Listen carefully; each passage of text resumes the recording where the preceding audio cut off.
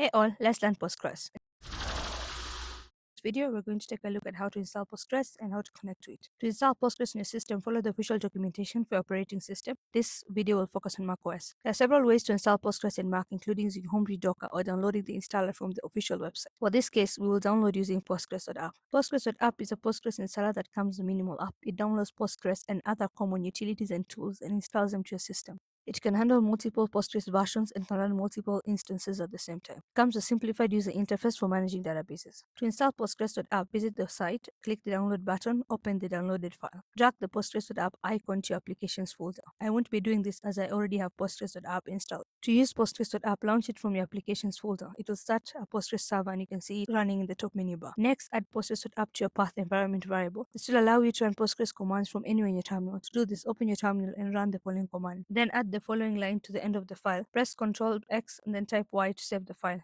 After that, restart your terminal. Open the Postgres.app application and run the default instance it has. You will see it has three active databases. The Postgres one is a default database that is created when you install Postgres. The template one contains database templates that are used to create new databases. The one named after the system user is an extra database that you can start using immediately. Once it is running, open a terminal window and type psql to connect to the default database. You will see the Postgres version that Postgres.app is using and be dropped into interactive session. You might be wondering what psql is. psql is a command line tool that allows you to interact with the Postgres database directly through the terminal. You can run SQL commands, create tables, and perform other database operations. Common psql commands include /l to list all databases, /dt to list all tables in the current database, /q to quit this interactive session. In the next video, we'll take a look at how to interact with your Postgres database, including how to create a database, how to create and drop tables, data types in SQL, basic CRUD, how to import and export data. If you found this video useful, give it a like, and I'll see you in the next one.